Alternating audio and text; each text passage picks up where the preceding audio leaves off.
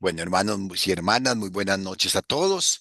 Bienvenidos Buenas a noches. este encuentro en el que vamos a iniciar, después de haber estudiado durante dos secciones la introducción al libro del Apocalipsis. Vamos ahora a entrar ya en lo que es el texto sagrado. En la introducción, pues decíamos que el trasfondo más importante o la matriz para entender mejor el Antiguo Testamento es precisamente perdón, para entender el Apocalipsis es precisamente el Antiguo Testamento, ya que el autor del Apocalipsis, a quien tradicionalmente vamos a seguir llamando como Juan, ¿verdad? Pues conoce perfectamente toda la apocalíptica del Antiguo Testamento y se basa en ella para precisamente darnos este nuevo mensaje, esta revelación que él recibe de manos del Señor. Por eso vamos a estar haciendo referencias al Antiguo Testamento y hoy vamos a iniciar pues esto que llamamos la lectura, ¿verdad? El análisis del texto, ¿verdad? Una lectura desde la fe de la iglesia. Sabemos que pueden existir montones de interpretaciones, ¿verdad? Pero nosotros nos vamos a centrar en lo que la iglesia nos enseña a través del magisterio y a través, por ejemplo, de los exégetas, aquellos que se han dedicado al estudio, ¿verdad? Siempre bajo la guía del magisterio al estudio de este texto sagrado.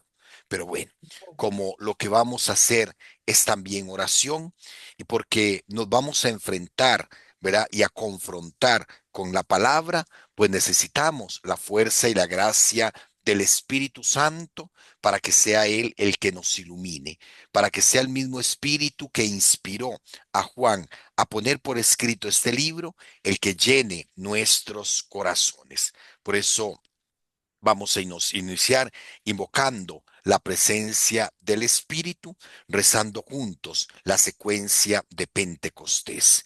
En el nombre del Padre, del Hijo y del Espíritu Santo. Amén. Amén. Ven, Espíritu Ven, Divino, Espíritu manda tu Divino, luz desde el manda cielo, cielo. Padre amoroso del pobre, don en tus dones espléndido, luz que penetras las almas, fuente del mayor consuelo. Ven dulce huésped del alma, descanso de nuestro esfuerzo, tregua en el duro trabajo, brisa en las horas de fuego, gozo que enjuga las lágrimas y reconforta en los duelos. Entra hasta el fondo del alma, divina luz, y enriquécenos. Mira el vacío del hombre, si tú le faltas por dentro. Mira el poder del pecado cuando no envías tu aliento. Riega la tierra en sequía, sana el corazón enfermo, lava las manchas, infunde calor de vida en el hielo. Toma el espíritu indómito, guía al que tuerce el sendero. Reparte tus 7 dones según la fe de tus siervos. Por tu bondad y tu gracia, dale al esfuerzo su mérito. Salva al que busca salvarse y danos tu gozo eterno. Amén. Ven Santo Espíritu, renueva la faz de la tierra, ilumina nuestras mentes, nuestro corazón, para que como la tierra recibe el agua de la lluvia y la fecunda, así también nosotros recibamos esta palabra y la hagamos vida en nosotros. Te alabamos, te bendecimos, te adoramos y te glorificamos, porque tuyo es el reino, el poder y la gloria por los siglos de los siglos. Amén. Amén. Bueno, muy buenas noches a todos de nuevo e iniciamos entonces la lectura del libro del Apocalipsis. Y según la división que habíamos visto hace 15 días, yo les voy a proponer una lectura a partir de la división que hace el padre Hugo Bani, ¿verdad? Les decía, un gran especialista sobre el Apocalipsis, en donde nos presenta un pequeño prólogo, Una primera parte del Apocalipsis que conforman los capítulos del 2, 1, 2, 3 y 4, y una segunda parte que sería del 4 en adelante, las visiones proféticas. En esta primera parte del curso, pues posiblemente vamos a centrarnos sobre todo en esos textos de la carta, de las cartas a las 7 iglesias, pero estas cartas están precedidas por un prólogo que sirve como introducción a todo el libro del Apocalipsis y son los primeros 3 versículos del capítulo 1, que aquí tenemos el texto y que le voy a pedir a alguno de ustedes, por favor, que me ayude a leer el texto, ojalá de la pantalla del texto que vamos a analizar. Si después alguno tiene, pueden irlo siguiendo en sus Biblias. Si alguno tiene una traducción distinta, ¿verdad? Pues entonces, con toda confianza, podrían preguntar y la podríamos comentar. Pero entonces, alguno que me ayude a leerlo aquí de la pantalla del texto de la Biblia de Jerusalén. Muy bien, padre. Si Con quiere mucho lo gusto, hago. por favor, Maggie. Gracias. Revelación de Jesucristo. Se la, se la concedió Dios para manifestar a sus siervos lo que ha de suceder pronto, y envió a su ángel para dársela a conocer a su siervo, Juan, el cual ha atestiguado la palabra de Dios y el testimonio de Jesucristo, todo lo que vio.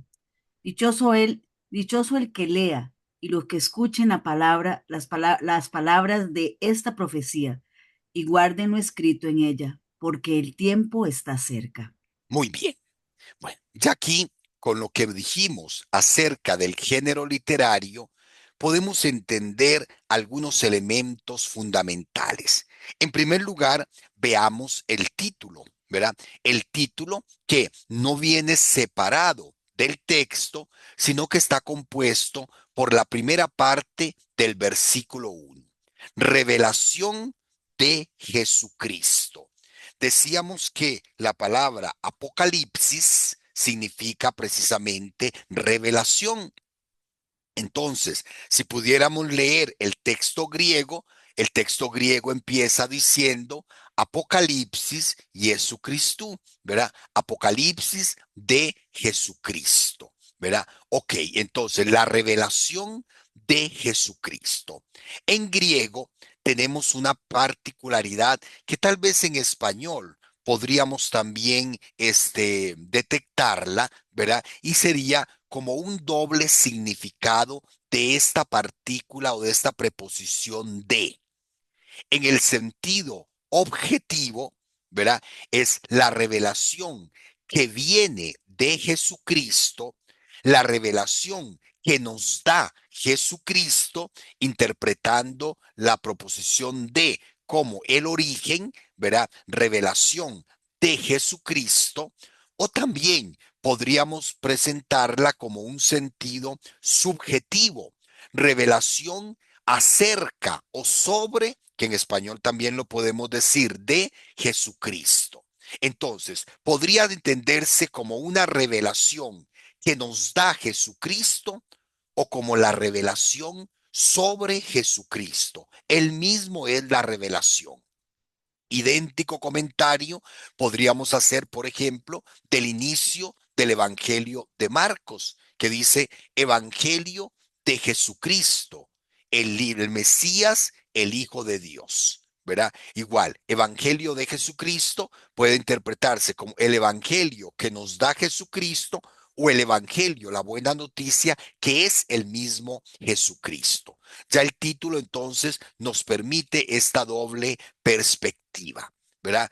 La revelación que viene de Jesucristo y la revelación acerca de Jesucristo. Cualquiera de las dos interpretaciones es correcta, porque esto se parte precisamente del conocimiento de la gramática en griego. El genitivo se llama en griego o el genitivo epesegético, ¿verdad? El sentido subjetivo.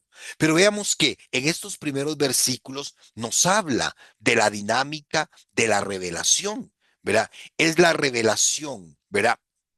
Que el Padre, ¿verdad? Dios, ¿verdad? Se la concede a Jesucristo, para que Jesucristo la manifieste, la dé a conocer a sus siervos. En definitiva, es afirmar el mensaje que Juan está recibiendo, que viene de Jesucristo, tiene su fuente, tiene su origen en Dios. Obviamente, en nuestra perspectiva cristiana, en el Dios que es Trinidad.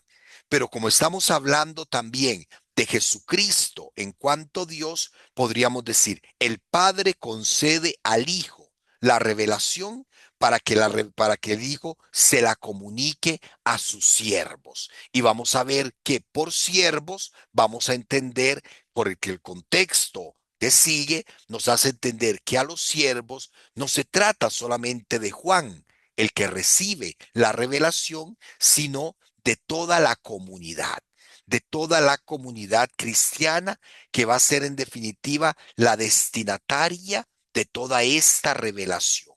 Es un mensaje para toda la iglesia. Aunque vamos a ver, aparecen sobre todo en las cartas iglesias determinadas, como veíamos hace 8 días, el Apocalipsis se presenta como dirigido a las 7 iglesias de Asia, pero ya decíamos hace 8 días, ¿verdad? El número 7 es significativo, tiene el significado de totalidad, pues un documento, una revelación para toda la iglesia. Ahora, ¿cuál es el objetivo de la revelación? Es manifestar lo que ha de suceder pronto. Y aquí tenemos que empezar a activar, ¿verdad? Las características propias de la apocalíptica. Es el significado divino de los tiempos en el que vive el autor y de la pronta liberación del pueblo de Dios. Es un mensaje de consuelo. Decíamos, ¿verdad? Es un mensaje en donde la expresión, lo que ha de suceder, hemos de entenderla dentro de la lógica de la apocalíptica que no conoce distinciones de tiempos verbales, en el sentido en que podría interpretarse como lo que sucedió, lo que está sucediendo o lo que va a suceder, no como anunciando cosas del futuro, sino recordando a la comunidad cristiana que el mensaje de Jesucristo y la acción salvadora de Jesucristo ya se cumplió y que las consecuencias de esa salvación se siguen manifestando en el presente, en el hoy de la comunidad cristiana. Por eso no podemos caer en el error de interpretar, ve padre, el Apocalipsis habla de lo que va a pasar en el fin del mundo. No, ilumina la historia, ilumina el presente histórico, pero a partir de actualizar los datos de la fe. Por eso lo que ha de suceder pronto, lo interpretamos desde la perspectiva propia del apocalíptica, iluminar a la luz de la fe el presente y el futuro de la comunidad cristiana.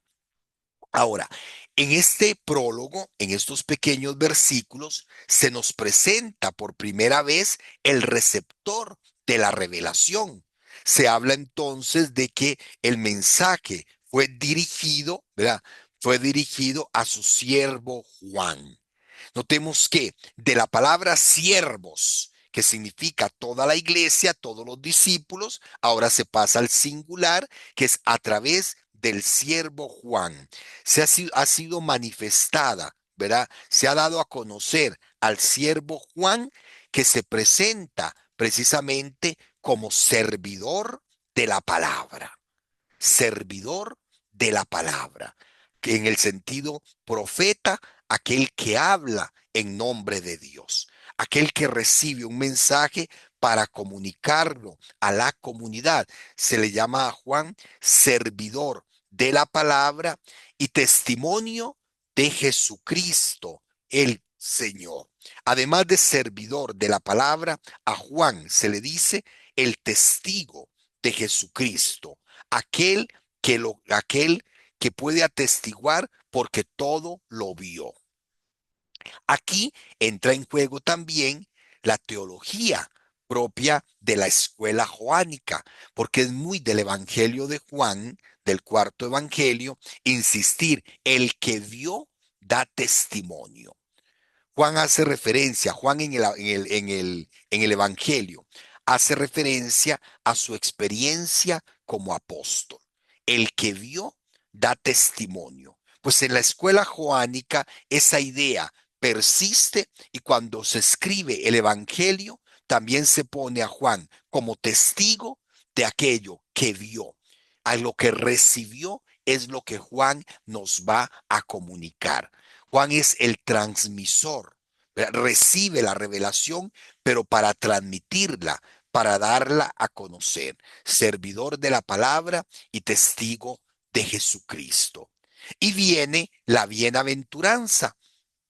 Vemos cómo este versículo último, el versículo 3 se presenta, lo vuelvo a leer nuevamente, dichoso el que lea y los que escuchen las palabras de esta profecía y guarden lo escrito en ella, porque el tiempo está cerca. Ahora, vemos cómo Apocalipsis 3 nos presenta la primera de las bienaventuranzas. Hace 8 días decíamos que en el Apocalipsis 1:3, este texto, y en el último capítulo del Apocalipsis, los últimos versículos del capítulo 22, decía también precisamente, dichoso, ¿verdad? Dichoso, bienaventurado el que lea, ¿verdad? Estas palabras, el que cumpla estas palabras. El Apocalipsis se encierra dentro de dos grandes bienaventuranzas, pero si analizamos todo el texto, vamos a ver que en Apocalipsis 14, 13, 16, 15, 19, 9, 20, 26, 22, 7 y 22, 14, se nos presenta también la misma bienaventuranza. Y cuenten cuántas bienaventuranzas aparecen en el Apocalipsis. ¿Cuántas aparecen? 7. Un número también simbólico para significar precisamente que todo el Apocalipsis, todo el mensaje apocalíptico es un mensaje de consuelo, bienaventurado, dichoso, feliz. Así, el Apocalipsis no es una voz de condena y llanto, sino de gozo. Y noten el detalle, para ser leído y escuchado en voz alta, probablemente en los oficios litúrgicos de las iglesias destinatarias, porque si hay algo que caracteriza al libro es el ambiente litúrgico. El libro nos presenta el ambiente litúrgico, que es el lugar donde la revelación alcanza eficazmente a cada uno de los cristianos a los que está destinada esta revelación. Y esto nos hace pensar también en nuestra costumbre, ¿verdad? A la hora de celebrar precisamente la palabra. Todos los sacramentos, cuando se celebran los sacramentos, deberían proclamarse la palabra. Y los sacramentos se celebran en comunidad, ¿verdad? En el corazón de la iglesia. Por eso el mejor lugar para escuchar la palabra, el mejor lugar para meditar la palabra, para contemplar la palabra, seguirá siempre siendo el ambiente litúrgico, el ambiente de la iglesia. Y aquí una cuestión muy práctica. Hay gente que dice, padre, ¿por qué los protestantes o los hermanos separados, ¿verdad?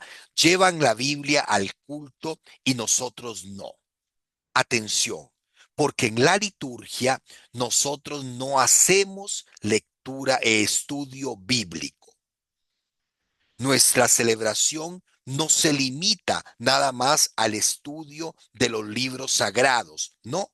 Nuestra liturgia contempla, actualiza y celebra el misterio de Cristo, misterio que es iluminado por la palabra. Por eso nosotros no vamos a la misa a estudiar la Biblia, no, vamos a celebrar nuestra fe, ¿verdad? Vamos a celebrar el banquete de la Eucaristía, por ejemplo, en la celebración eucarística, iluminado, ¿verdad? Y antecedido por el banquete de la palabra. Nosotros por eso vamos a la liturgia a escuchar la palabra, a meditar la palabra, no a estudiar. Por eso no se le pide a los fieles que lleven la Biblia para leer. Incluso hasta una cuestión tan práctica como no es correcto que nosotros en la misa estemos leyendo las lecturas.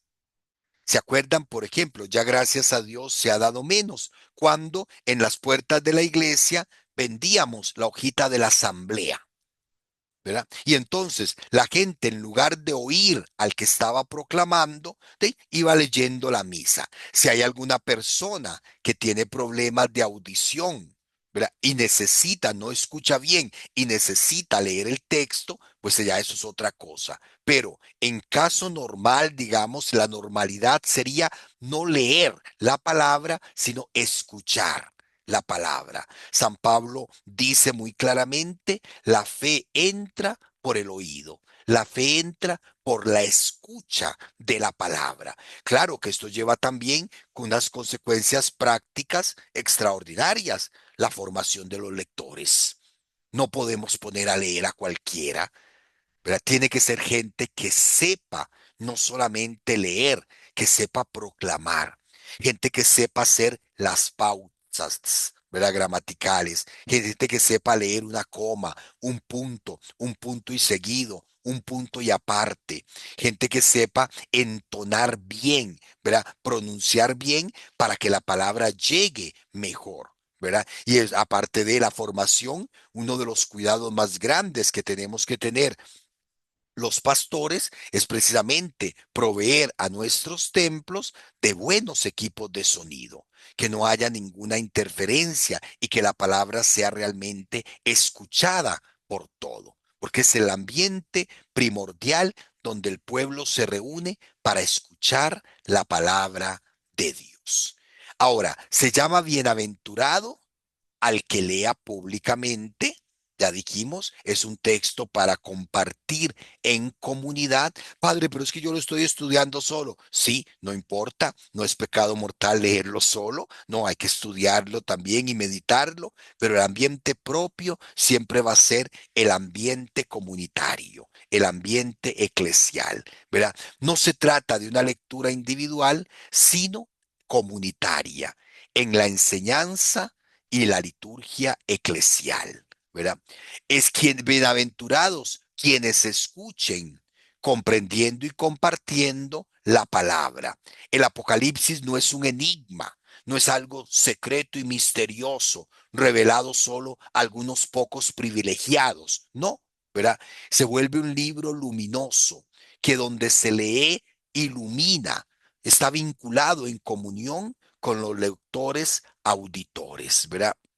Es luz, como toda la palabra de luz, como dice tan lindo el Salmo: lámpara es tu palabra para mis pasos. La palabra de Dios siempre es luz y el Apocalipsis es palabra de Dios. Entonces tenemos que acercarnos al Apocalipsis precisamente para dejar que la luz de Dios ilumine nuestra vida. Tu luz, Señor, nos hace ver la luz. Dice tan lindo el salmista: tu luz, Señor, nos hace ver la luz. Si Jesucristo es la luz del mundo, pues Jesucristo, a través de la revelación, nos hace ver la luz, en el sentido de que ilumina y da sentido a toda nuestra vida. Bienaventurados quienes escuchen, bienaventurados quienes cumplan, convirtiendo la palabra en vida, porque no solamente se trata de escuchar, se trata de guardar, de cumplir, ¿verdad? De que esta palabra ilumine y transforme nuestra vida precisamente en ese ambiente de conversión. Recordemos que la carta a los Hebreos dice que la palabra de Dios es como espada de doble filo, recordándonos precisamente que la lectura de la palabra, que la reflexión, la meditación de la palabra tiene que llevarnos a la conversión. Yo no puedo acercarme a leer o a escuchar la palabra y permanecer igual.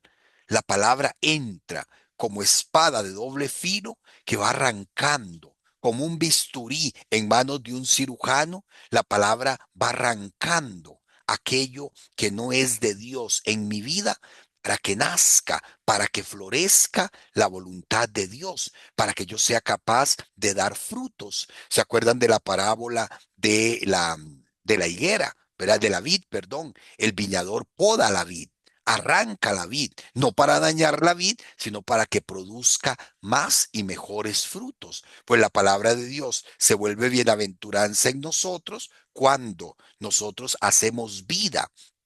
Este no es el libro de lectura, sino de cumplimiento comunitario. Su finalidad no es satisfacer la curiosidad, sino movernos al cumplimiento, ¿verdad? Llevarnos a cumplir la palabra, lo que la palabra nos dice. Este versículo 3 vuelve a plantear el mensaje como cosas del futuro que tienen relevancia en el presente. Vea que dice el que lea, escuche y guarde, porque la consumación del plan de Dios se ve cerca sin que se determinen exactamente fechas, ¿verdad? Porque termina el texto diciendo, el tiempo está cerca. Nosotros tenemos que vivir, hermanos, con la conciencia de que estamos en la última etapa de la salvación. Por eso la escritura insiste en que el tiempo se acaba, en que el tiempo está cerca, en que hemos llegado al kairos, a la plenitud. Esta última etapa de la salvación empezó precisamente con Jesucristo y terminará en la segunda venida de Jesucristo. Entonces, estamos en la última etapa, sí. El momento está cerca, sí, porque es la última etapa. Pero ¿cuándo va a ser ese momento final? El Apocalipsis no dice absolutamente nada, porque ya Jesús en la tradición sinóptica nos había dicho, no es a nosotros a quienes nos toca saber el día ni la hora. Solo el Padre Celestial lo sabe. Entonces, no podemos pretender leer el Apocalipsis para hacer cálculos, para sacar fechas, para sacar día, hora y hora, año, mes, o día, hora en que va a venir nuestro Señor desde Jesucristo por segunda vez. No, el tiempo está cerca, invitémonos a la conversión, a la vigilancia, al estar preparados, porque cuando se dice el tiempo está cerca, puede hacer referencia al tiempo final, al fin del mundo, o puede hacer referencia a nuestro propio final, al final particular. ¿Se acuerdan la lectura de este domingo que pasó? Hay que entrar, esforzarse por entrar por la puerta estrecha, pero esa puerta llegará un momento en que se cerrará, ¿verdad?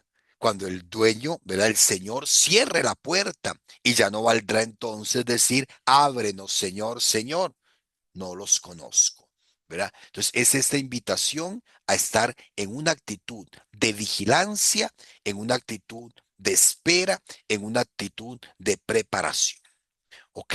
Preguntas, comentarios, inquietudes. Estamos en los primeros versículos de esto que llamamos el prólogo. Preguntas, Hola, padre. comentarios, chico, por favor, don Willy, ¿Cómo le perdón, va?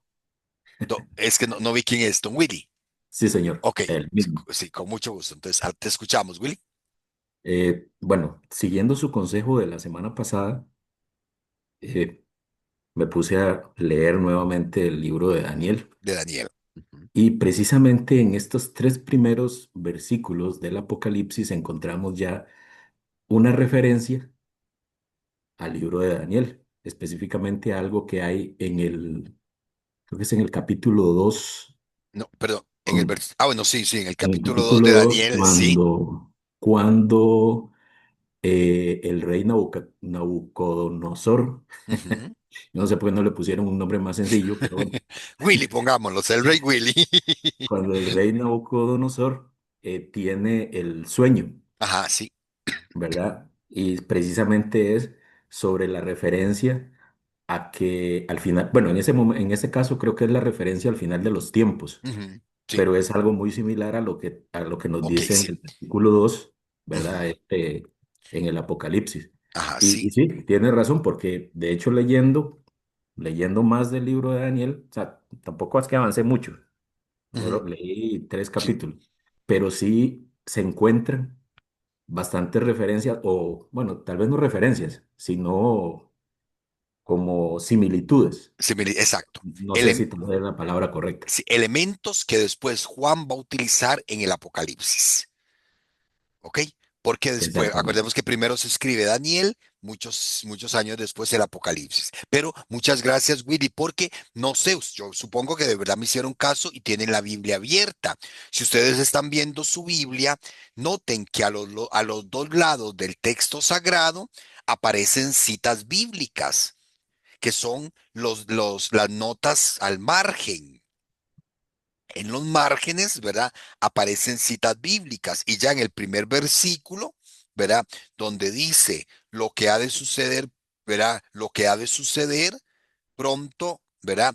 Y envío a mi ángel, eso ponen a la par Daniel 2:28, ¿verdad? O sea que hay una referencia directa al libro de Daniel, ¿verdad? Al libro de Daniel, ¿ok? Gracias, Willy. ¿Algún otro comentario? ¿Alguna otra pregunta?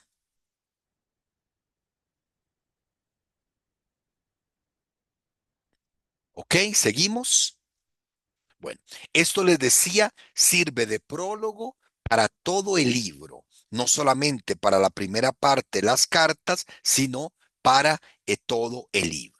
Viene inmediatamente la primera parte, que sería las cartas a las 7 iglesias de Asia, que es de este versículo 4 al capítulo 3 versículo 22, que es la sección que vamos a estudiar en esta parte de este curso que nos compete, agosto, un poquito de septiembre y un poquito de octubre. Ya después les explico por qué un poquito de septiembre, ¿verdad? Entonces, vamos entonces ahora. Esta primera parte encontramos primero una introducción litúrgica que la Biblia de Jerusalén nos presenta como un saludo, ¿verdad? Dice el texto, alguno que lo lea, por favor. Yo, padre. Por favor, Jacqueline.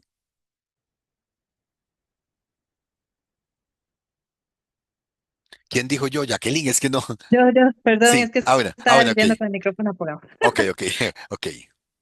Juan a las 7 iglesias de Asia. Gracias y paz a vosotros de parte de aquel que es, que era y que va a venir, de parte de los 7 espíritus que están ante su trono, y de parte de Jesucristo, el testigo fiel, el primogénito de entre los muertos, el príncipe de los reyes de la tierra, al que nos ama y nos ha lavado con su sangre de nuestros pecados, y ha hecho de nosotros un reino de sacerdotes para su Dios y Padre. A él la gloria y el poder por los siglos de los siglos. Amén. Mirad, viene acompañado de nubes. Todo ojo le verá, hasta los que transportaron, y por él harán duelo todas las razas de la tierra. Sí, amén. Yo soy el Alfa y el Omega, dice el Señor Dios, aquel que es, que era y que ha de venir, el Todopoderoso. Bueno, no sé si ya alguno de ustedes se había sentado con anterioridad a leer el texto del Apocalipsis, ¿verdad? Muchas veces hemos escuchado textos del Apocalipsis en las misas, pero yo sé que de muchos de ustedes es primera vez que se enfrentan al texto. Y yo les pregunto, alguno que si quisiera decir, ¿verdad? Si alguno quisiera comentar, si están escuchando por primera vez o leyendo por primera vez un texto como este, ¿qué impresión les da? ¿Qué impresión les da? ¿Qué nos queda en el corazón, por ejemplo, de estos 4 versículos que escuchamos? ¿Alguno tal vez que nos comente o nos diga? No todos. O, s- o aunque no sea la primera vez que lo leen, no importa. ¿Qué impresión nos da esto?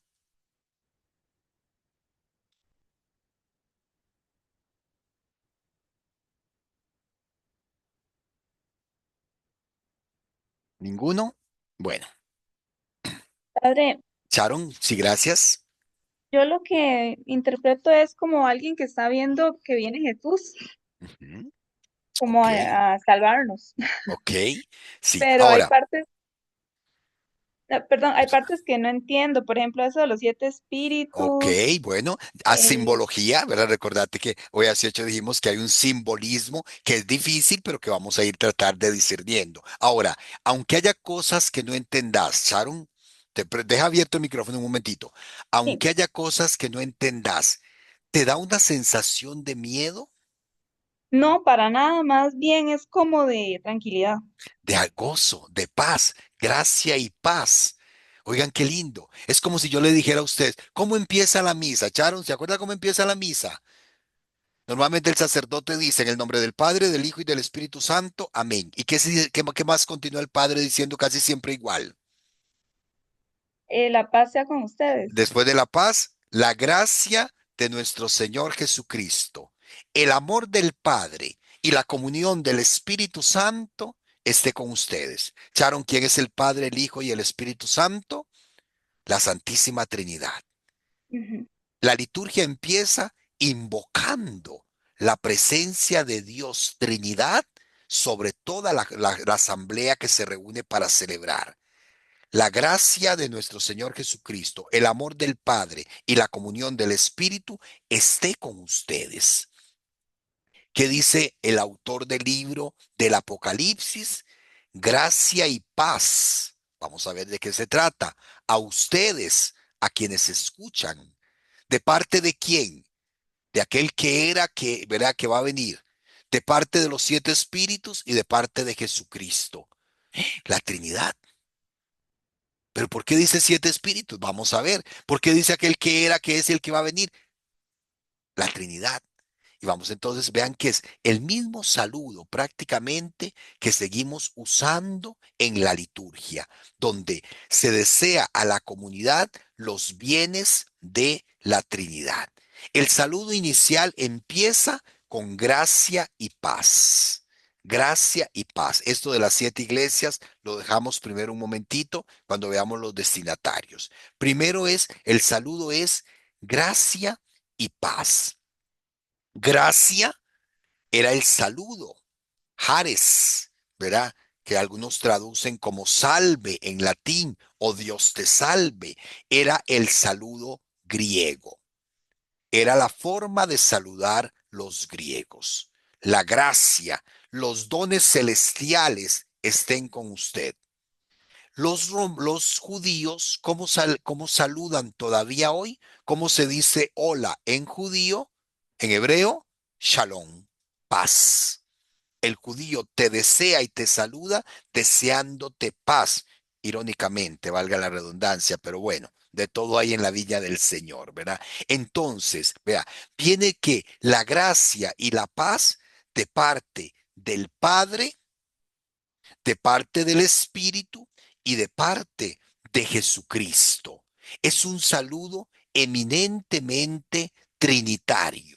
Recordemos que en la simbología el triángulo equilátero, ¿verdad? Se usa para representar la Trinidad también, ¿verdad? Alguien dice, hoy el padre está poniendo símbolos masónicos. No, Dios me libre, ¿verdad?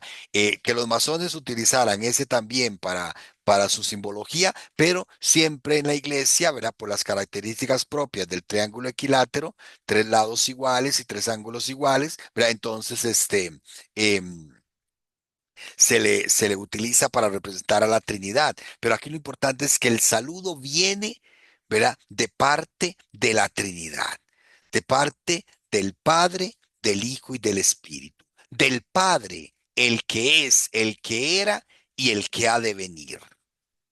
Atención, y aquí tenemos una clara referencia a el título o el nombre con el que Dios se revela a Moisés, ¿verdad?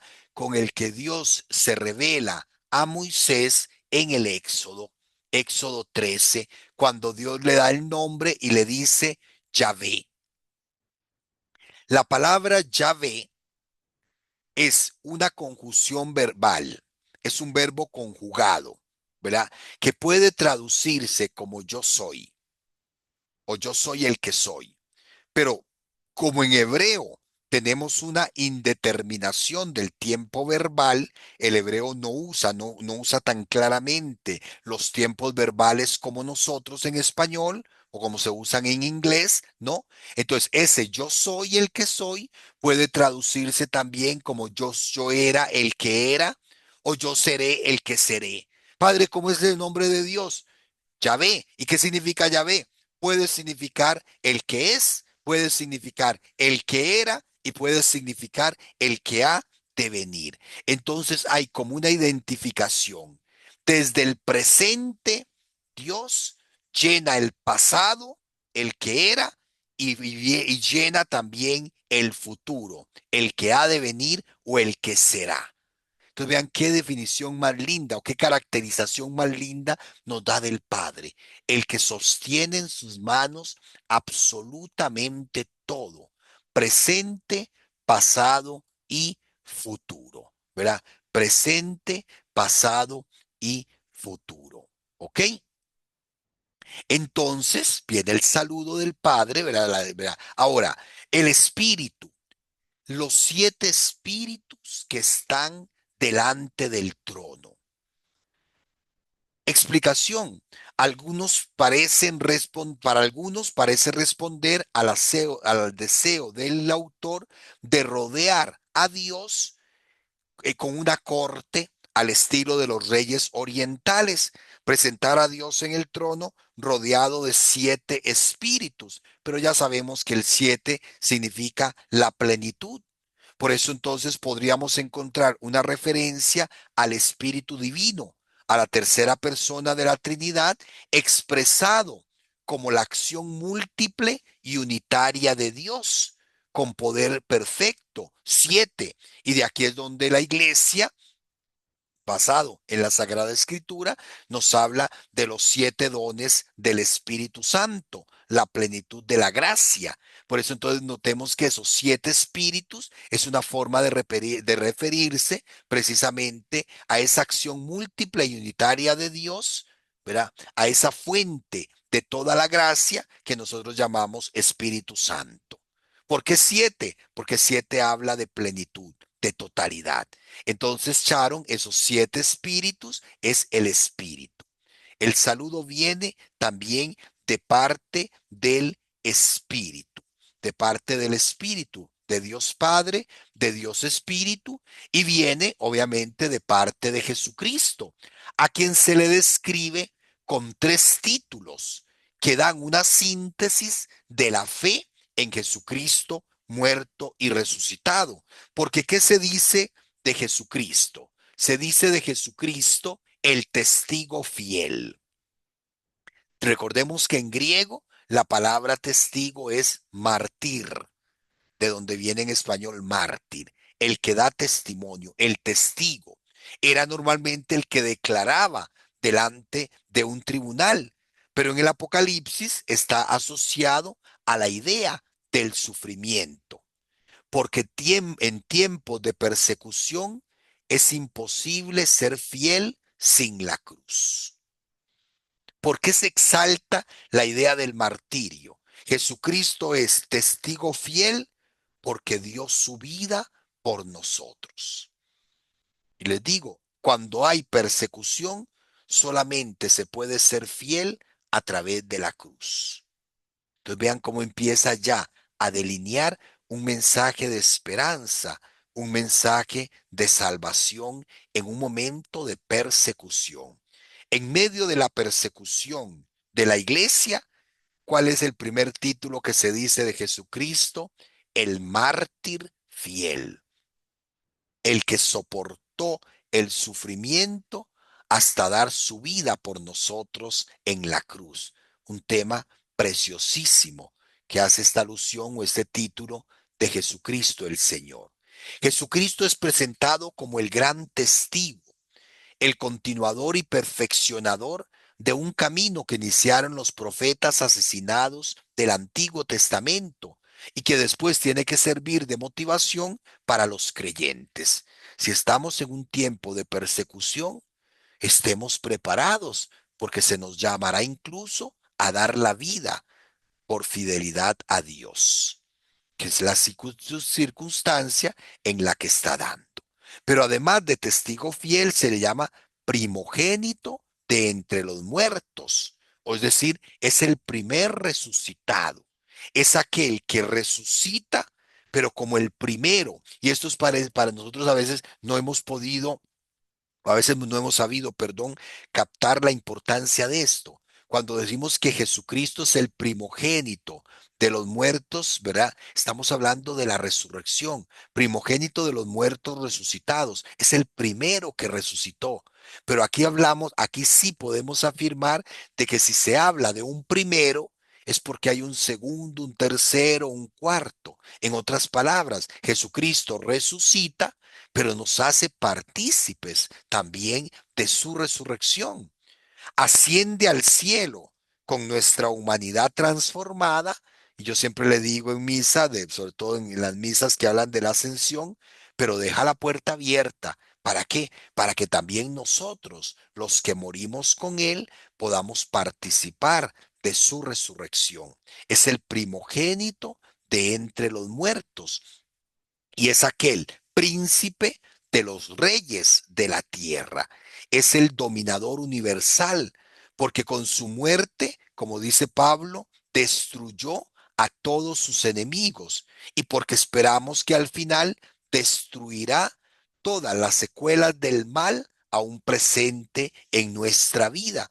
Y ese es un tema que va a desarrollar muchísimamente, mucho, pero muchísimamente, mucho el Apocalipsis. Notamos el montón de citas ahí que son del Apocalipsis: 6:5, 16:14, 17:2, 18:2, 18:9, ¿verdad? Es donde se desarrolla este tema de que Cristo vendrá a anular para siempre el mal.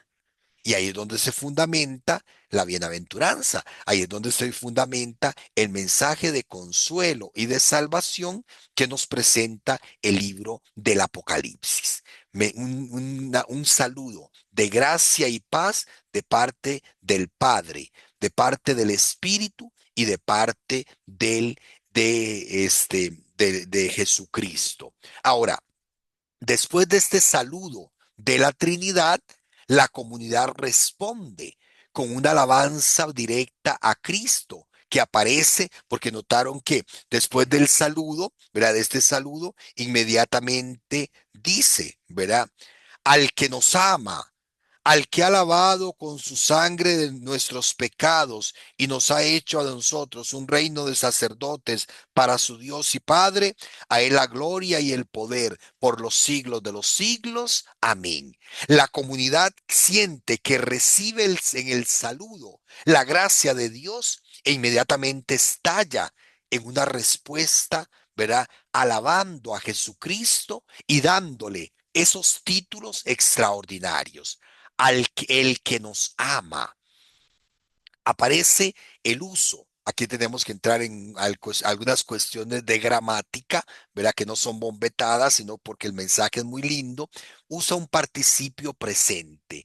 Es como el amante, como si pudiéramos traducirlo en español como el amante, no como algo ya realizado en la entrega total, no como que el que nos amó, sino el que nos ama, el que continúa amándonos, aún en el presente de la celebración litúrgica. El amor de Cristo que la comunidad continúa experimentando siempre de manera muy especial, ¿verdad? En el presente pascual de la celebración. Cristo no es nada más el que nos amó.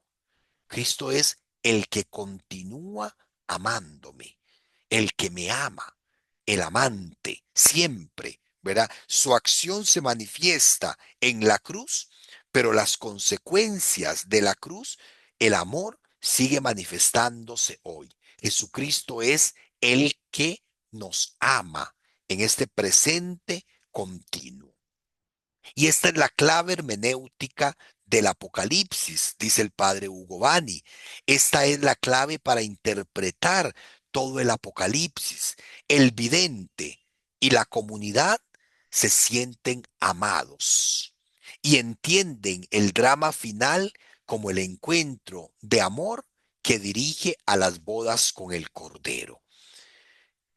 Para interpretar correctamente el Apocalipsis tenemos que percibirlo desde esta perspectiva del amor. Dios nos ama y la historia desembocará en las bodas de Cristo con su pueblo, con la iglesia, que es lo que nos habla el capítulo 21 y el capítulo 22. Pero poder hacer experiencia del amor incluso en medio de la prueba, en medio de la dificultad, incluso en medio de la persecución. No podemos caer aquí como Gedeón, ¿verdad? Cuando le dice el Señor, Dios esté contigo. Y dice, ¿cómo que Dios está conmigo? Si me está yendo como un quebrado, si nos están acabando los enemigos, si ya nadie quiere luchar, si ya nadie, ¿cómo que Dios está con nosotros? Pero no, el autor del Apocalipsis insiste, Dios nos ama y la comunidad tiene que sentirse profundamente amada por Dios. Y aquí es una pregunta para nuestra reflexión, una pregunta que nos podría acompañar la reflexión hoy antes de acostarnos. ¿Experimento yo el amor de Dios? Me siento y me sé y me siento profundamente amado por Dios. Es un mensaje muy profundo, es una pregunta muy fuerte que tiene que hacernos reflexionar, porque de hecho sabemos que ontológicamente, desde lo más profundo de nuestro ser, somos amados por Dios. Padre, es que Dios se olvida de mí. Hermanos, si Dios se olvidara de nosotros, la milésima de un segundo, dejaríamos de existir.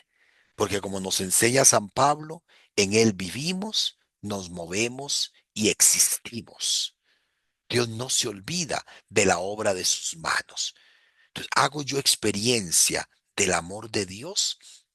Me siento profundamente amado por Dios. Porque si tu respuesta es negativa, no, hay algo que hay que hacer.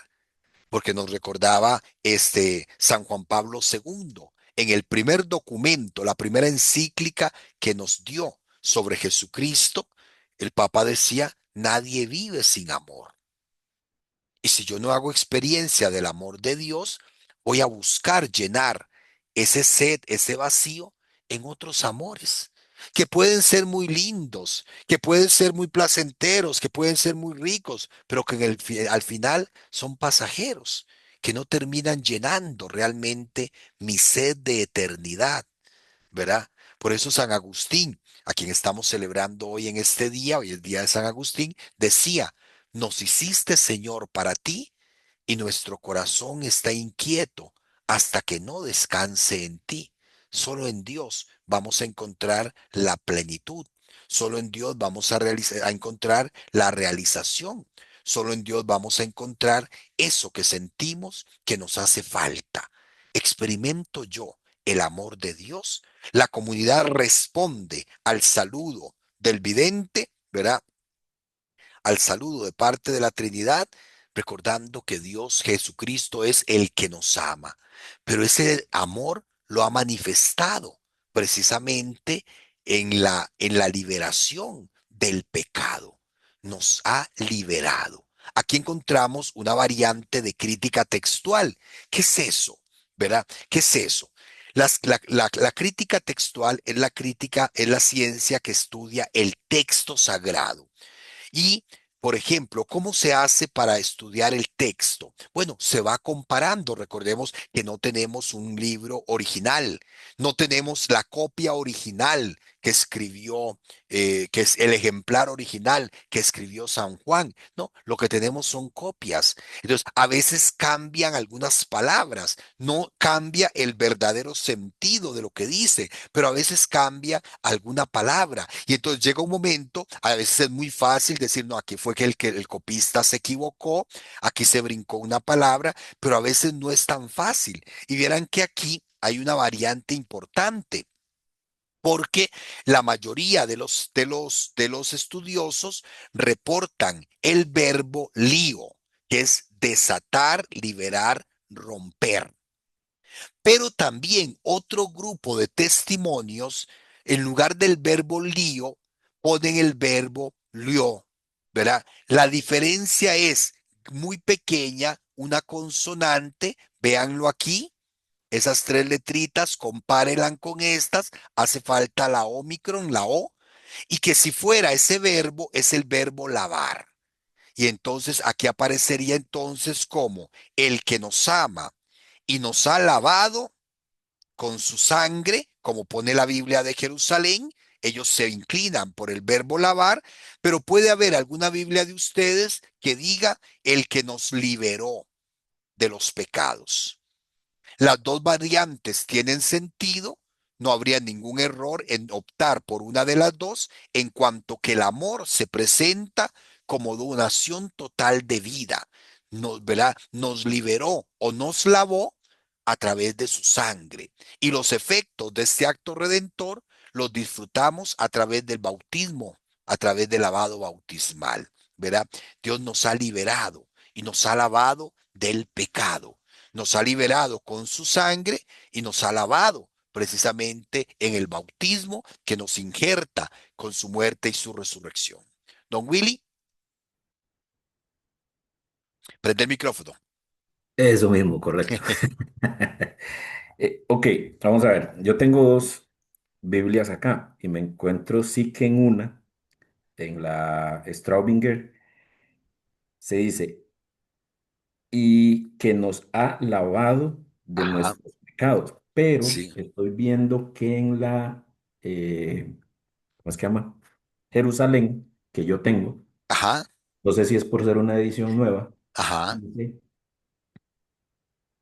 que con su sangre de nuestros pecados, perdón, y nos ha purificado ok, con su sangre de ok. nuestros pecados. Utiliza un término Que que, en ese bueno, en caso, este caso supongo que representa lo mismo. sí, en ese caso están optando por el verbo este segundo, lavar.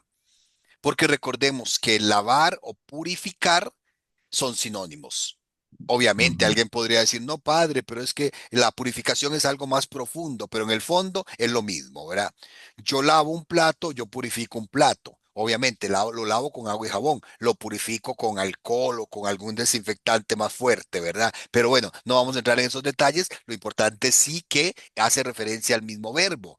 Optan los dos, ¿verdad? Optan los dos por el verbo lavar, ¿ok? Optan los dos por el verbo lavar, pero alguno podría tener por ahí una Biblia que habla nos liberó, ¿verdad? Nos liberó ujú. o nos desató o rompió el pecado. También la traducción sería correcta. Vea qué bonito esto, porque nos hace entender que cuando nos encontramos con estas dificultades, alguien podría decir, uy, una gran diferencia. No, cualquiera de las dos palabras que utilicemos, ¿verdad? Si tuviéramos certeza total, pues uno escoge una, pero como no hay una certeza de cuál es, entonces cualquiera de las dos. Esto lo pongo, yo sé que es muy técnico, es una cuestión muy, muy técnica, porque aquí para poder entender un poquito más estas cosas, tenemos que tener una formación en griego, ¿verdad? Y de crítica textual, pero para que nos sirva de ejemplo, ¿por qué algunas Biblias ponen una palabra y por qué otras Biblias ponen otra? Porque unas Biblias usan un verbo y porque otras Biblias usan otro. No sé si de las Biblias que tienen ustedes, alguno habla de desatar, liberar o romper o algún sinónimo de estos verbos, o todas hablan de lavar o purificar. Si alguno tiene algo diferente, lo puede compartir. Luz, Mercedes, ¿cómo estás? Saludos, nos vemos la otra semana. Bu- Entonces, sí, Buenas si Dios lo tardes. permite, sí, Al que nos ama y nos liberó de nuestros pecados con su propia ok. sangre. Ok, Ajá. ¿ves? Utilizan el verbo lío en forma corta. ¿Qué Biblia es, Mercedes, perdón? Esta es la Biblia de América. La Biblia de la América, ¿ok? Ven, Ujú. entonces vean, encontramos ahí el verbo liberar. Y entonces cualquiera de las dos traducciones es correcta. ¿Queda claro? Ok, entonces nos ama, nos ha liberado o nos ha lavado de nuestros pecados. Y por último dice el glorificador, ¿verdad? Además de la liberación que interpretamos como destrucción del pecado, también la comunidad alaba a Cristo porque nos ha constituido en reino y en sacerdotes para su Dios. Cristo aparece como el creador de un reino de salvados, así como se hablaba de que Israel, después de atravesar el desierto y después de de atravesar el mar y haber sido liberados de la esclavitud, se convierten en los hijos de los liberados por Dios. Así también se habla de la iglesia, de la comunidad, como ese reino de salvados. El anuncio anterior se vuelve confesión de fe. La misma iglesia de Jesús es reino, es humanidad reconciliada. Qué visión tan linda de la iglesia. Somos el reino de aquellos que ha salvado. Somos el reino de aquellos que hemos sido liberados. Somos el reino de aquellos que hemos sido transformados por el acto de amor de Cristo en la cruz. Y lo más lindo de todo, somos el reino de los amados por Dios. De los amados por Dios. ¿Preguntas? Notemos entonces que esta respuesta gozosa, ¿verdad? Esta respuesta gozosa, ¿verdad? Que dice, al que nos ama, nos ha lavado con su sangre de nuestros pecados y ha hecho de nosotros un reino de sacerdotes para Dios Padre, a él la gloria y el poder por los siglos de los siglos. Amén. A la gracia y paz de parte de Dios del saludo inicial, la iglesia que celebra responde con gloria y poder en palabras que para la comunidad educada en la liturgia del culto y el culto del Antiguo Testamento evocan la hondura de Dios. Dios es el que recibe toda gloria. Dios es el único que tiene todo el poder. A él la gloria y el poder, dice los salmos. Gloria al poder, gloria y poder a nuestro Dios. Entonces la comunidad responde con palabras muy propias del Antiguo Testamento para como para devolver el saludo. Y lo hace precisamente con una comunidad que conoce el Antiguo Testamento, educada en el Antiguo Testamento, lo hace tomando esta idea del Antiguo Testamento. ¿Ok? ¿Preguntas? Vean cómo se saca cosas de textos tan pequeñitos. Apenas hemos estudiado 4 versículos. Y yo creo que ya con esto Padre, tendríamos para reflexionar montones. ¿Sí? pregunta, hay en esta parte donde dice, "Tam- del pecado la comunidad alaba a Cristo porque nos ha constituido en reino y en sacerdotes para su Dios y Padre". En este caso, ¿qué se puede entender o qué entiendo yo o debería de entender yo y en sacerdotes? Ok, ok, gracias, porque aquí hablamos del sacerdocio común. Todos los bautizados, precisamente por el bautismo, somos transformados en profetas, en sacerdotes y reyes. Aquí no hablamos, por ejemplo, si yo te digo, Willy fuera, yo te digo, Willy, vos sos sacerdote. Ay, padre, ¿cómo se le ocurre? ¿Soy casado o soy soltero? No, no, no, no, a mí no me enrede con esa. No, Willy, sos Sí, a mí no me metan eso. sacerdote. Sharon, sos sacerdote o sacerdotisa, pero hablemoslo en términos generales. Todos los bautizados somos sacerdotes. ¿Qué hace el bautismo? El bautismo nos convierte en profetas llamados a anunciar y hacer presente el reino la palabra y el reino de Dios en reino de sacerdotes, porque participamos del reinado de Cristo y estamos llamados a, perdón, en reino, porque participamos del reinado de Cristo y estamos llamados a construir el reino de Dios en nosotros. En sacerdotes, porque unidos a Cristo, ofrecemos y nos ofrecemos a Dios como hostias vivas, dice San Pablo. La vida nuestra, ¿por qué podemos rezar? ¿Acaso rezamos solo los ministros ordenados? No, podemos y debemos rezar todos. Usted puede rezar, Billy y compañeros, porque son sacerdotes, porque pueden ofrecer y ofrecerse a Dios. No solamente las oraciones, sino ofrecernos nosotros mismos a Dios. Es la dimensión sacerdotal del cristiano. ¿Verdad? Podemos ver, Ok. los invito para que lo busquen muy lindo, aparece en el Catecismo de la Iglesia. Cuando Ujú. habla de los efectos del bautismo, el bautismo nos hace sacerdotes. Y por eso, cuando te bautizaron, ¿verdad? O cuando contemplamos un bautismo, notamos que al recién bautizado se le unge en la cabeza con el santo crisma. Y con el santo crisma se ungía en el Antiguo Testamento a los profetas, a los sacerdotes y a los reyes. Ese signo viene a Ok. representar precisamente que participamos del reinado, del profetismo y del sacerdocio de Cristo. Gracias porque yo no lo puse muy claramente, di por un hecho que todos entendemos eso, pero no.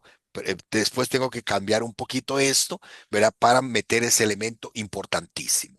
Porque Es que nosotros somos, precisamente por eso preguntaba, sí, porque sí, con la explicación que usted acaba de dar, ya el sentido es un sentido un poco más profundo sí. Y porque, del que inicialmente yo tenía, sí, porque digamos, considerado. no está haciendo referencia, compañeros, al sacerdocio ministerial.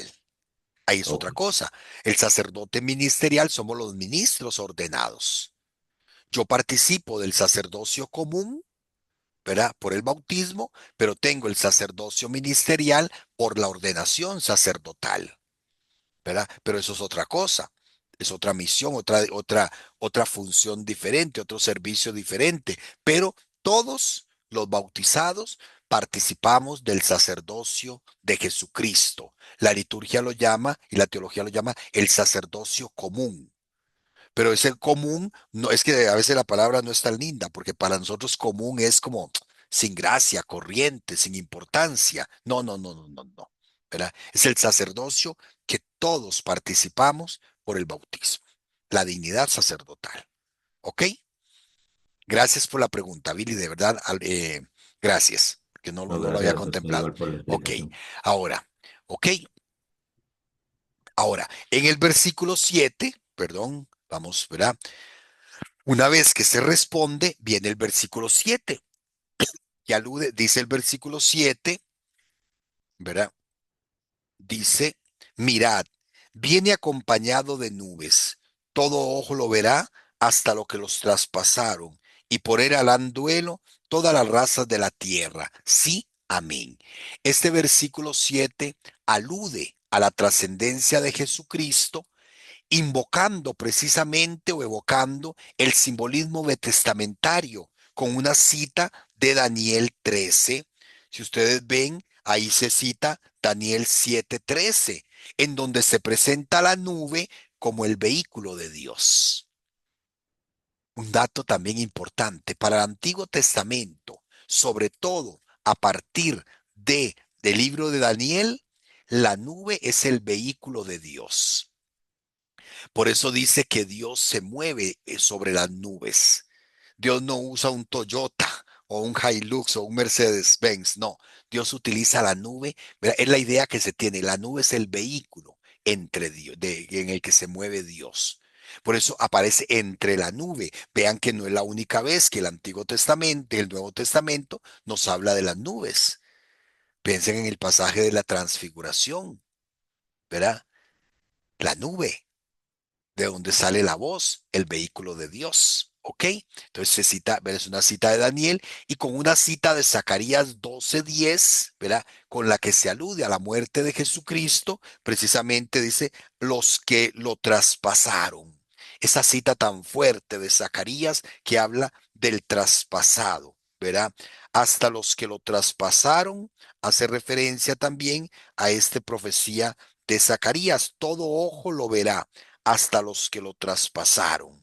Viene acompañado de nubes, dice Daniel, y todo ojo lo verá hasta los que lo traspasaron. La cita de Zacarías, ¿verdad? Con la que se alude precisamente a la muerte de Jesucristo, cuyos efectos benefician a toda la tierra, ¿verdad? Y todos harán duelo por él, ¿verdad?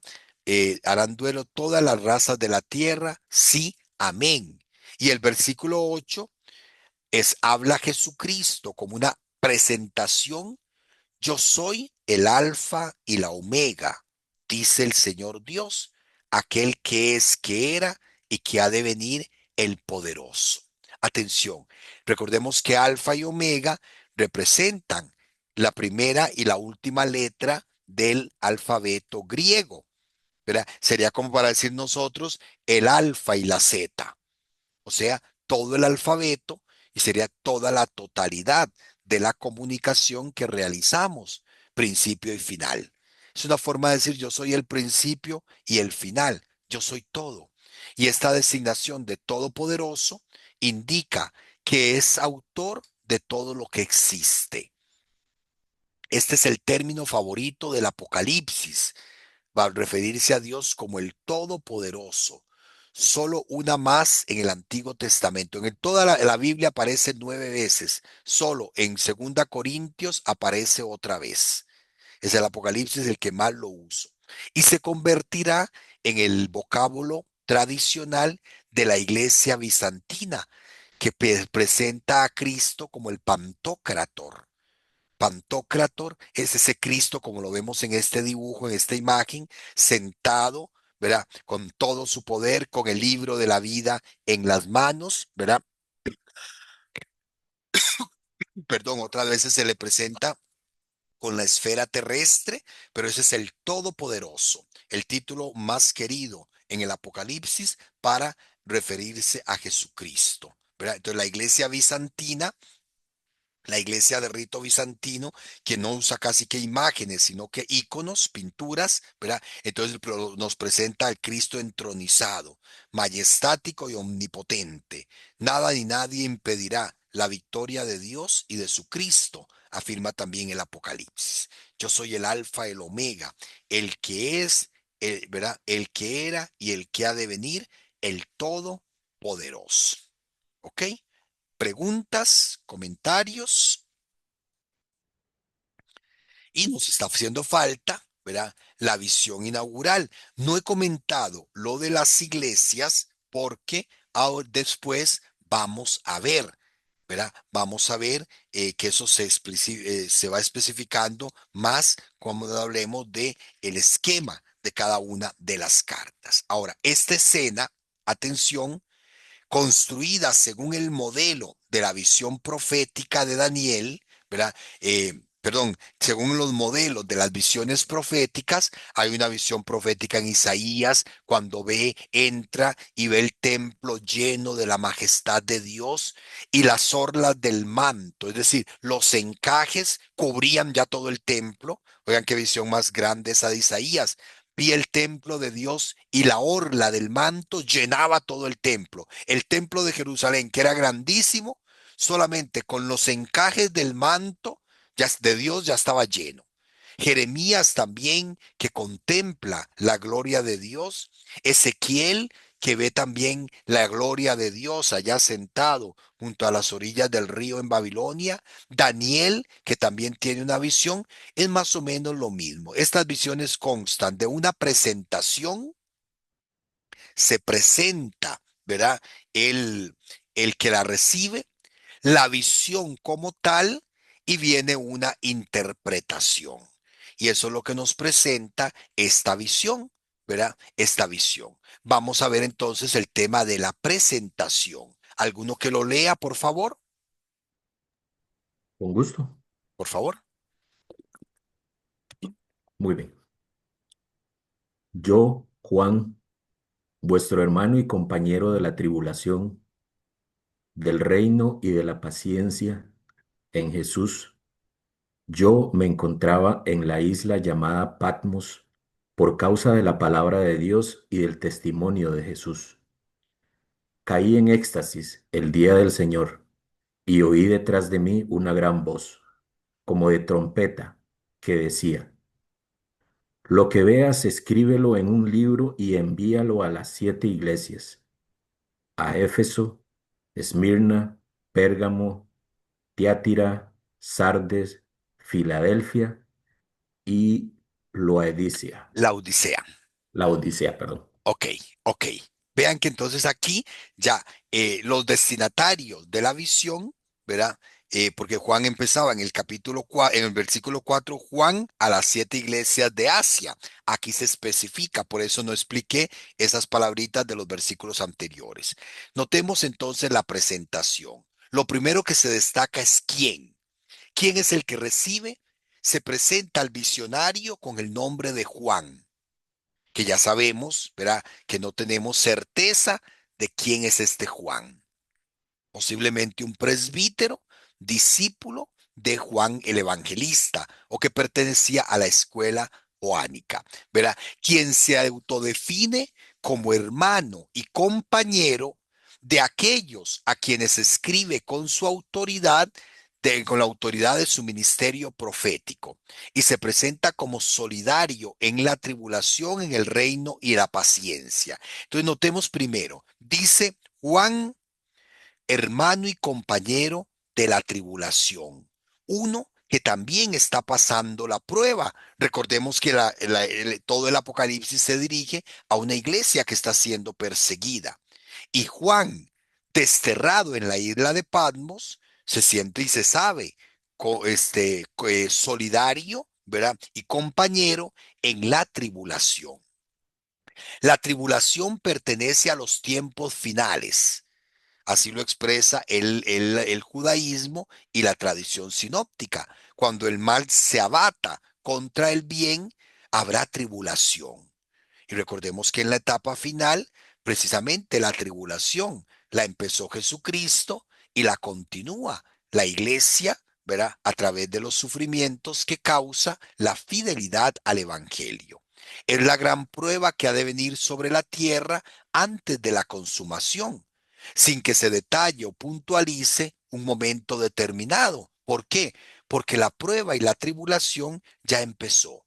Desde que Jesucristo el Señor fue rechazado y fue crucificado, el camino de la iglesia es el camino de la cruz. Estamos en la gran tribulación. Ahora, compañero del reino, se siente vinculado profundamente de lo que Jesucristo ha hecho por nosotros, un reino de sacerdotes.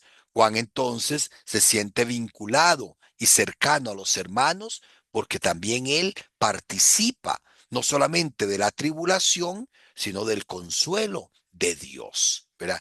Y de la paciencia, que es la resistencia, la perseverancia como presencia creadora que no se deja vencer por los embates del enemigo. Vamos a ver que este es uno de los temas más lindos del Apocalipsis. Se invita a la comunidad a tener paciencia, pero tener paciencia no es cruzar los brazos. Tener paciencia no es una paciencia pasiva, no, es una paciencia activa. Es una presencia que da testimonio, una presencia creadora. Es una paciencia que no se deja vencer por los ataques del mal, porque sabe que si Cristo ha vencido, también nosotros venceremos con él. Juan se presenta entonces con en estas tres situaciones, ¿verdad? Compañero y hermano en la tribulación, en el reino y en la paciencia. Ahora, ¿dónde? Dice que está en una isla de Patmos, una pequeña isla en el mar Egeo, frente a las costas, que hoy lo que hoy sería entre Turquía y Grecia, ¿verdad? Una pequeña isla que los romanos empleaban como cárcel, como decir aquí la pequeña San Lucas, ¿verdad? Una pequeña isla que los romanos empleaban para desterrar a los disidentes y a los rebeldes al oriente de Éfeso. Allí sufre por la palabra y el testimonio de Cristo, el gran testigo. Entonces Juan se presenta como uno que está en esta isla, en esta cárcel, ¿verdad? Desterrado a causa de la palabra, ¿verdad? Por eso se habla también por el testimonio de Cristo, el gran testigo. Ahora, es una isla que hoy se puede visitar, una isla, ¿verdad? La isla de Patmos, cuando tengan plata y puedan hacerse un, un crucero por las islas griegas o las islas del mar Egeo, ¿verdad? Son pasajes extraordinarios, ¿verdad? Y en Patmos todavía se conservan algunas ruinas de las cárceles y algunas iglesias donde se habla precisamente del Apocalipsis. Se puede visitar un santuario que tiene este, ya no dije, este mosaico donde se presenta precisamente a Juan recibiendo la revelación del Apocalipsis. ¿verdad? Entonces es una isla en el mar Egeo. Ahora, ¿cuándo? Vean qué importante, en el día del Señor. Y el día del Señor es el término técnico para referirse al domingo, primer día de la semana. ¿Por qué el domingo? Porque aunque Pablo esté, estoy con Pablo, porque aunque Juan está desterrado en Patmos, es el día en que siente de manera más clara la comunión con los hermanos, porque es el día que se está celebrando la Eucaristía, el señorío de Cristo. El domingo es día de la resurrección, pero es el día también de la comunidad de fe. Por eso nos reunimos en domingo, ¿verdad? Celebramos la resurrección, celebramos la presencia de Cristo en medio de nosotros. Ese es el día en que Juan experimentó esa trascendencia de Dios y no tuvo más remedio que explicarla a través de comparaciones. Parece que Juan añora, dice Picasa, un autor también español, parece que Juan añora desde el exilio la presencia de las comunidades cristianas, que un día como este se reúnen para cantar y recrear las escrituras, pero desde su misma soledad se siente vinculado a sus hermanos cristianos en espíritu, es decir, en la experiencia de Dios. Está solo, está desterrado, pero es domingo, es día del Señor y se siente plenamente en comunión con Dios y por eso recibe la revelación que lo lleva también a sentirse en comunión con los hermanos. ¿Ok? Y ahora, ¿cómo? Dice que cayó en éxtasis. Literalmente el texto dice, estando yo en espíritu, arrebatado por el espíritu. No podemos caer en una explicación psicológica de qué es lo que pasó. No, el género literario apocalíptico utiliza, ¿verdad? Un lenguaje indeterminado para poder expresar su experiencia de la trascendencia. Él desea comunicar un mensaje divino y ¿cómo lo hace? Lo presenta con un término que evoca salir de uno mismo para recibir un mensaje que viene del Señor. Caí en éxtasis, arrebatado por el Espíritu. No podemos explicar en qué consistió ese éxtasis, en qué consistió esa experiencia. Él nada más quiere expresar una experiencia de Dios, que muchas veces el lenguaje humano es capaz de definir, es capaz de explicar. ¿Y qué fue lo que vio? ¿Qué fue lo que, ¿verdad? ¿Qué fue lo que vio o qué experimentó? Una gran voz como de trompeta. Vea que lo que decíamos, la indeterminación del mensaje, no dice una voz de trompeta, no, como una trompeta. Y uno puede decir, padre, pero es que la trompeta no tiene voz, la trompeta emite un sonido.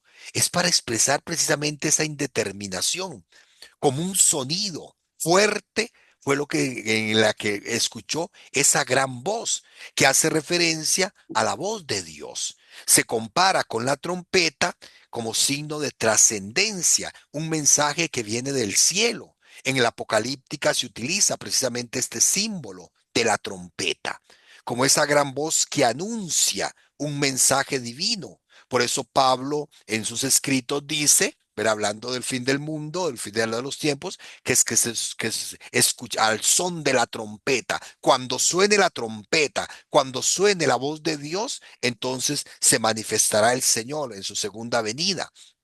La trompeta, un símbolo, un signo de la trascendencia divina. Es decir, fue una forma de decir, estando yo en espíritu, estando yo en éxtasis, oí la voz de Dios. Así de sencillo, ¿verdad? Que lo adorna con todo este mensaje para expresar. Ahora, ¿qué le pide esa voz? Escríbelo en un libro.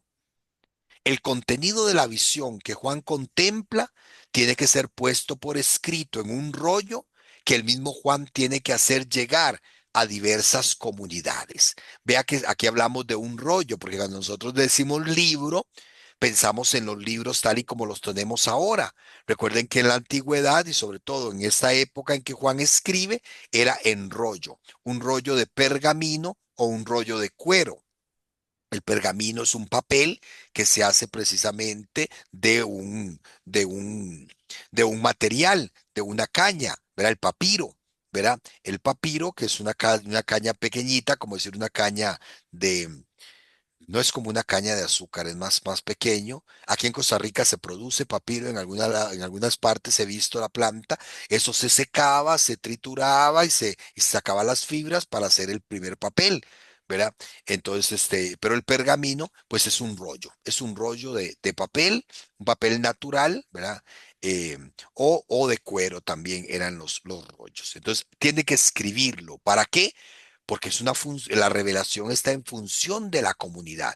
Hay que escribirlo para enviarlo, para comunicarlo. El mensaje de Juan no es una revelación privada solo para él, no, es para que sea comunicada. Ahora, ¿a quién tiene que comunicarlo? ¿Para quién? Se escribe en el versículo 11.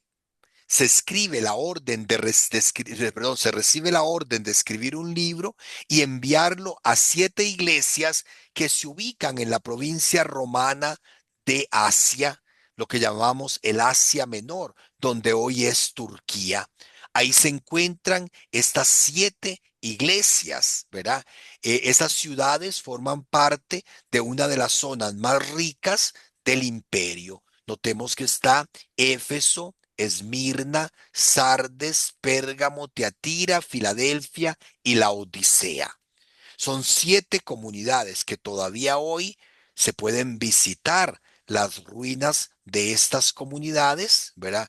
Paréntesis, si Dios lo permite, en octubre voy para Turquía acompañando una peregrinación, ¿verdad? Y vamos a visitar precisamente algunas de estas iglesias, algunas de estas comunidades.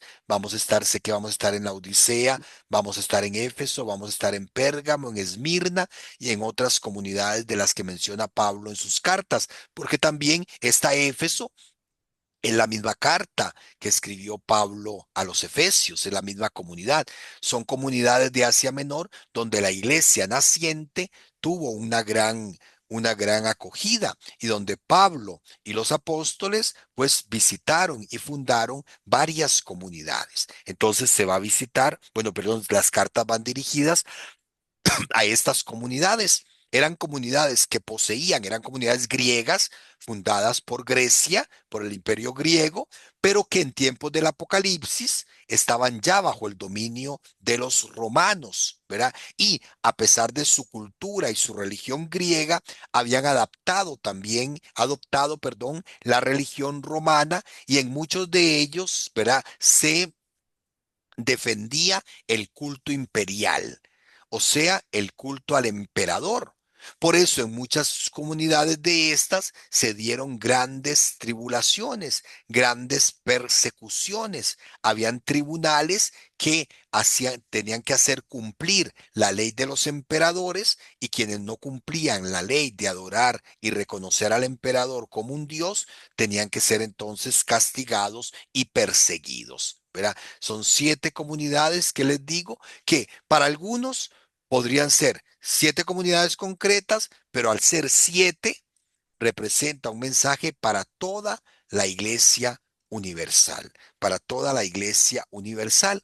Ha llamado la atención, esto es importante, que en esta región hay comunidades muy importantes, hay ciudades muy importantes como Mileto, como Colosas, que Pablo menciona en la carta a los colosenses, pero que no se mencionan aquí. Entonces uno dice, ¿por qué estas iglesias? Vamos a ver que algunas de ellas ni eran ni siquiera comunidades grandes, ni famosas, ni muy conocidas. Entonces eso es a pensar que el número 7 sea sobre todo un número simbólico y que hace pensar que se dirige a toda la iglesia, a la totalidad de la iglesia. ¿Preguntas? ¿Comentarios? Bueno, entonces esto Padre, es. buenas noches. Buenas noches, don Leo. Leito, Sí, Padre, lo bendiciones para escuchamos. su persona y para todos los hermanos. Padre, Gracias. diré que bueno, me esperé hasta ahorita en cuanto al sacerdocio común Ajá, y en cuanto a lo importante para nosotros como cristianos católicos, eh, que es lo importante que es la liturgia. Cuando uno estudia el libro, el Apocalipsis, porque en lo personal a mí me pasó, Ujú. cuando uno tiene el estudio del Apocalipsis, lo que pasa es que te enamoras de la liturgia, te enamoras de la iglesia, te enamoras de los oficios litúrgicos y entendés que uno, ese es el trabajo de la iglesia, ¿verdad? Sí, Y que es inconcebible que un cristiano católico no esté adherido a la liturgia. Es ujú. inconcebible eso. Sí, Sí, que yo no lo digo de celebre la manera fe. de título personal. Sí, que no Que no celebre la fe. celebremos la fe. Exacto. La fe. Eso es inconcebible. Por Sí, eso, digámosle, eso quería como hacer ahí, como recalcar más el servicio litúrgico, la importancia del servicio litúrgico en nuestra vida, en nuestra sí. fe. Gracias, don Leo. Y de hecho, por ejemplo, el Apocalipsis, ¿verdad? Es uno de los libros más estudiados precisamente por eso, por su relación estrecha con la liturgia. Alguien ha dicho por ahí, fe que no se celebra, fe que se muere. Usted quiere perder la fe, deje de ir a misa. Usted quiere enfriar completamente su fe, no celebre la fe en la comunidad. No, padre, no, es que lo que importa es mi relación personal con Dios. Cuidado. Dios quiso formar comunidad y Dios quiso que celebremos la fe en comunidad. Y precisamente el Apocalipsis nos ayuda a entender, ¿verdad? La riqueza, ¿verdad? Perdón, Leo, perdón, hermano, usted sabe que lo quiero mucho. Leo tiene un testimonio muy fuerte en su vida, muy grande. Gracias a Dios, pues después de haber hecho su experiencia en otras comunidades no católicas, ¿verdad? Regresó a la iglesia y conozco muy bien el testimonio de don Leo, ¿verdad? Y me recuerda mucho, porque Leo sé que lo conoce también, otras veces los hemos hablado, el testimonio de ay Dios mío, se me fue. Este muchacho, este señor que era pastor protestante, doctor en teología en Estados Unidos, ¿verdad? Y que Fernando precisamente, Casanova, no. no, el otro, el de Iglesia, Roma Dulce Hogar, Leo, ay Dios, él y la esposa. Se- Precisamente estudiando el libro del Apocalipsis se da cuenta de una gran misa celestial en el Sí, cielo. exacto, pero ¿cómo se llama el autor? Espérate, se me fue. Ay, Dios Ya mío. le voy a decir, Sí, padre. Roma Dulce Hogar. Un momentito. De Scott Hanks. Scott Hanks, ¿verdad? Perfecto, Scott Scott Hanks, Hanks. así es, sí Scott señor. Hanks, ¿verdad? Scott Hanks, él narra si quien pueda leerse este libro, Roma Dulce Hogar, Nuestro camino al catolicismo, de Kimberly y Scott Hanks, dos pastores protestantes, dos mentes brillantísimas, los dos doctores en teología, ¿verdad? Hijos de pastores, ellos pastores, ¿verdad? Uno de la iglesia anglicana, otro de la iglesia presbiteriana, ¿verdad?